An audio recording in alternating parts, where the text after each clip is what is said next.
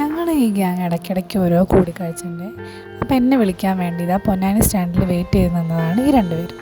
അങ്ങനെ ഇതാ മർഷീൻ്റെ വീട്ടിലെത്തി. മർഷീൻ്റെ വീട് എന്ന് പറഞ്ഞാൽ മർഷീൻ്റെ ഹസ്ബൻഡിൻ്റെ വീട്ടിലേക്കാണ് നമ്മൾ പോയത്. പൊന്നാനിയിലാണ് മർഷീൻ്റെ വീട്. മർഷിക്ക് പൊന്നാനി എന്ന് പറയുമ്പോൾ കർമാറോഡ് എന്ന് പറയാൻ ഇവർക്ക് 1000 നാവും.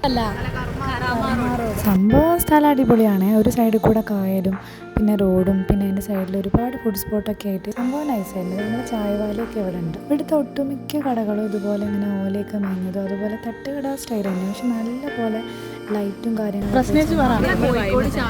വെറൈറ്റി ഓഫ് കടികൾ ബ്രൗണി അങ്ങനെയൊക്കെ ഉണ്ട്. ഇവിടെ ഒന്നും ഇല്ല, ഒരു കുന്തും ഇല്ല. ഇത് മിക്കവാറും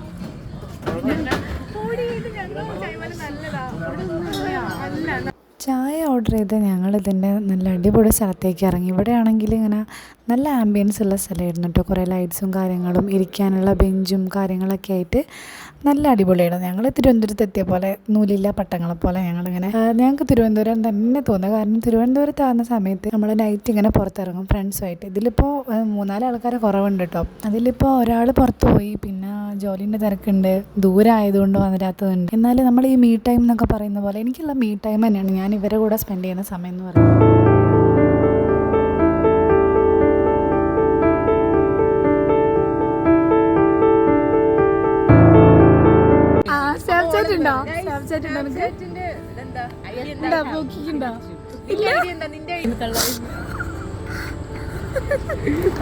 ആസ് യൂഷ്വൽ എപ്പോഴും വൈറലാവാറുണ്ടായിരുന്നത് അമറൂസ് തന്നെയാണ്. അത് കഴിഞ്ഞ് പിന്നെ പാനിപ്പൂരി എന്ന് കണ്ടപ്പോൾ ഇവൾക്ക് പാനിപ്പൂരി ഭയങ്കര ഇഷ്ടമാണ് അമറൂസിന്. അങ്ങനെ പാനിപ്പൂരി കഴിക്കാമെന്ന് പറഞ്ഞ് ഞങ്ങൾ ഈ കടയിൽ നിൽക്കുന്നു. ഇവർ വേറെ എന്തോന്നിനും ഓർഡർ ചെയ്ത് അവിടെ നിൽക്കുന്നു. ഇവർ ഓർഡർ ചെയ്തത് വേറെ ഒന്നുമല്ല, എരുന്ത് സമൂസ എന്ന് പറയുന്നത്. പക്ഷേ എപ്പോഴും പറയായിരുന്നു പൊന്നാനിത്തെ എരുന്ത് സമൂസ അടിപൊളിയാണ്. പക്ഷെ ഇത് അത്രയ്ക്ക് അങ്ങോട്ട് രസം തോന്നിയില്ല കേട്ടോ. അപ്പോഴത്തേക്കും നമ്മുടെ പാനിപ്പൂരി വന്നു. അമറൂസിന് പാനിപ്പൂരി ഭയങ്കര ഇഷ്ടമാണ്. പക്ഷേ ഇത് ആ ഒരു ടേസ്റ്റ് ഇഷ്ടമായില്ല, അത്രയ്ക്കൊന്നും അടിപൊളിയല്ലായിരുന്നു അത്.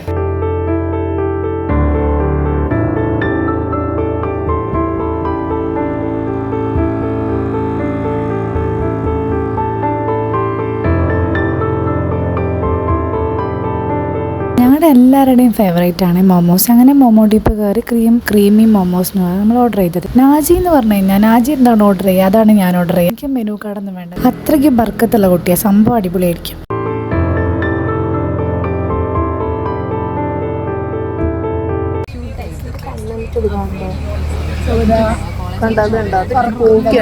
ഓരോ ഫുഡ് സ്പോട്ടും ഇങ്ങനെ എക്സ്പ്ലോർ ചെയ്യാൻ തന്നെ. അപ്പോൾ ഇവിടെ എത്തിയപ്പോൾ ഇവിടെ സ്റ്റക്കായി. തണുത്ത ഇളനീർ പായസം എന്ന് കണ്ട് ഞങ്ങൾ ഒരു കപ്പ് വാങ്ങിച്ച് നമ്മളെല്ലാവരും കൂടെ ടേസ്റ്റ് ചെയ്ത് നോക്കി. പിന്നെ ഇതാ 90s കഫേ എന്ന് പറഞ്ഞിട്ട് പക്ഷേ വി ആർ പോക്കി. പിന്നെ നമ്മൾ ഒരു പിസ്ത കുനാഫയും കൂടെ കഴിച്ചു. മർഷി ഉണ്ടാക്കിയ നെയ്ച്ചോറും ചിക്കൻ പൊരിച്ചതൊക്കെ കഴിക്കാനുണ്ട്. സോ വയറ് നിറയ്ക്കരുത്. പിന്നെ ഞാൻ വീട്ടിലെത്തിയിട്ട് 500 സബ്സ്ക്രൈബേഴ്സ് അതിന് ചിലവായിട്ട് ജീരകമിഠായി കൊടുത്ത് അതെനിക്ക് നല്ല ആട്ടൽ കിട്ടി.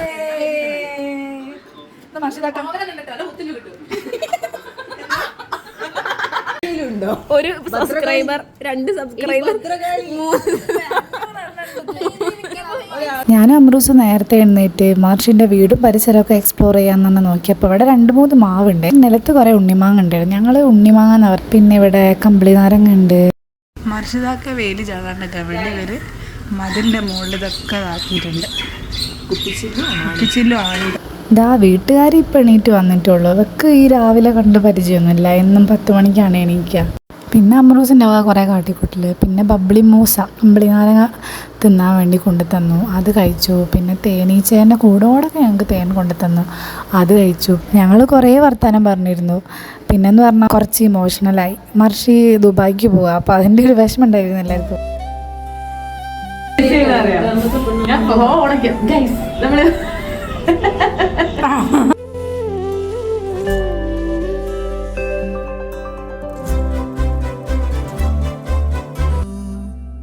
നിന്നിളം കൂട്ടിൽ ഓരോരായിരം കുഞ്ഞു കിളികൾ വന്നു. ഫുഡൊക്കെ കഴിച്ച് ഞങ്ങൾ ഇറങ്ങാനായി. അടിപൊളിയായിരുന്നു ഇന്നലത്തെ നൈറ്റ് എന്ന് പറയുന്നത്. ഞങ്ങൾ ഒരുപാട് ചിരിച്ചു, ഒരുപാട് എൻജോയ് ചെയ്തു. അപ്പോൾ നമുക്ക് ഫ്രണ്ട്സൊക്കെ ഉണ്ടെങ്കിൽ നമ്മൾ ഇടയ്ക്കിടയ്ക്ക് ഏത് തിരക്കിലാണെങ്കിലും നമ്മൾ ഇടയ്ക്കിടയ്ക്ക് കാണാം. അത് ഒരു മാൻഡേറ്ററി ആയിട്ട് മാറ്റുക. അപ്പോൾ അത്രയേ ഉള്ളൂ. ബൈ.